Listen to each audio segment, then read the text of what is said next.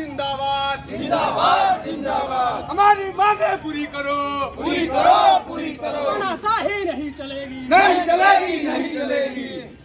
आधार card pan card कुमारी है, आज तक सुधरवा रहे हैं। 3-4 बार वो राजू है, उसको 1000 रुपया भी देकर आई। हमारे हस्बैंड है, वो कहते हैं नहीं तुम जाकर लगेगी मारामारी करने लगी, विवाद खड़ा कर दी। यही हमको हमेशा जब जाती हूँ तो ये रोक नहीं, तो मैं तो एक ऐसे पकड़ते एक बार जो लगी तो उसका बोलती बंद हो जाए। NIOS से प्रभावित जितने भी शिक्षक हैं, जितने भी यहाँ पे आए हुए हैं या अपने घर में हैं, उनके साथ अगर इस तरह से खिलवाड़ होगा तो हमारा संगठन आन बान और आर पार की लड़ाई लड़ेगा। और जब तक मांगे को पूरी नहीं मान ली जाएगी तब तक यहाँ पे हम लोग अनशन और धरना देंगे। और बिहार के गोपालगंज में NIOS प्रशिक्षक जो शिक्षक हैं वो अब विरोध पर जा रहे हैं, चूँकि उनका एरियर भुगतान नहीं हो रहा है। हमारे पीछे जो तस्वीरें देख रहे हैं ये तमाम शिक्षक हैं और आपको बता दें कि लगभग 1500 जो गोपालगंज के शिक्षक हैं वो इसका विरोध जता रहे हैं, चूँकि इनका एरियर भुगतान नहीं हो रहा है।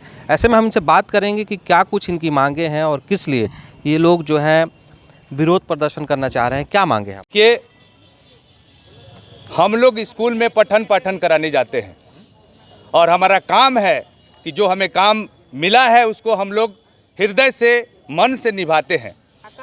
और मैं जिला के जितने भी NIOS के शिक्षक इससे संबंधित प्रभावित हैं उनको अकारण परेशान किया जा रहा है, बेवजह से ये शिक्षा विभाग के प्रांगण में चक्कर लगवाया जा रहा है, इसका श्रेय जाता है यहाँ के पदाधिकारियों के। अन्य जिलों में पत्र निकालकर शर्त के अनुसार उनका अंतर्वेतन का भुगतान किया जा रहा है। और जब तक हमारे जिले के शिक्षकों को NIOS से प्रभावित जितने भी शिक्षक हैं, जितने भी यहाँ पे आए हुए हैं या अपने घर में हैं, उनके साथ अगर इस तरह से खिलवाड़ होगा तो हमारा संगठन आन बान और आर पार की लड़ाई लड़ेगा। और जब तक मांगे को पूरी नहीं मान ली जाएगी तब तक यहाँ पे हम लोग अनशन और धरना देंगे और पूरे बिहार में ये हंगामा करेंगे कि हमारे साथ नाइंसाफी बर्दाश्त नहीं किया जाएगा, नहीं किया जाएगा। देखिए, विरोध ये है कि हम लोग का एरियर भुगतान जो है ससमय कर दिया जाए। अगर एरियर भुगतान हम लोग का ससमय हो जाता है तो फिर कोई विरोध नहीं है। और हम लोग चूँकि कल मिले थे अपने जिला कार्यक्रम पदाधिकारी से, तो बातें जो है मौखिक बातें हैं, कोई लेटर वगैरह जारी नहीं किए हैं। फिर आश्वासन के तहत पेट नहीं भरता है सर, ये पेट की लड़ाई है। और शिक्षक जो है बहुत दिनों से इंतज़ार कर रहे हैं, बहुत शिक्षक जो है कर्ज में है, बहुत लोगों की बेटी बहन की शादी है।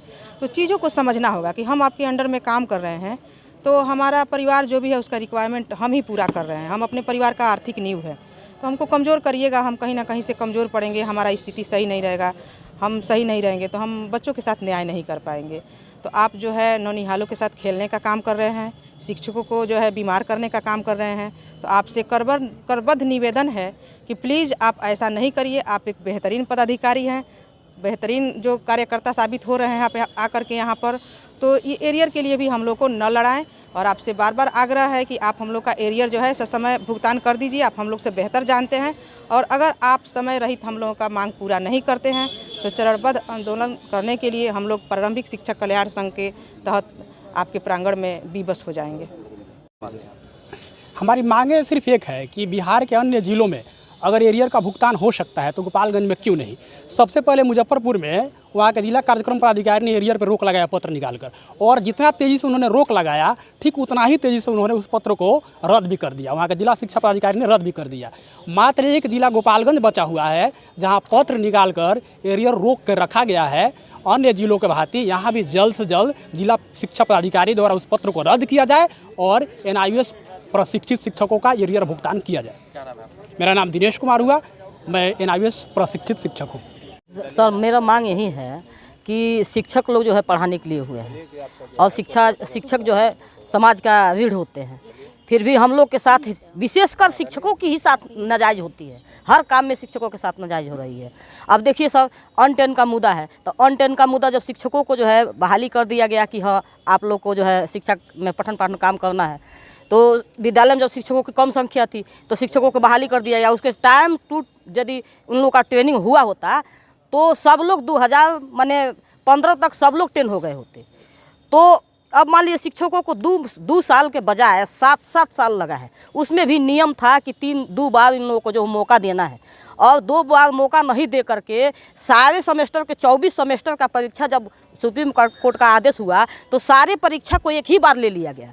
और जो शिक्षक उसमें उसमें जो है फेल है उसको जो है सरकार कह रही कि इसको निकाल दिया जाए, है ना। तो अब बताइए सर कि उसमें शिक्षकों का क्या कसूर है?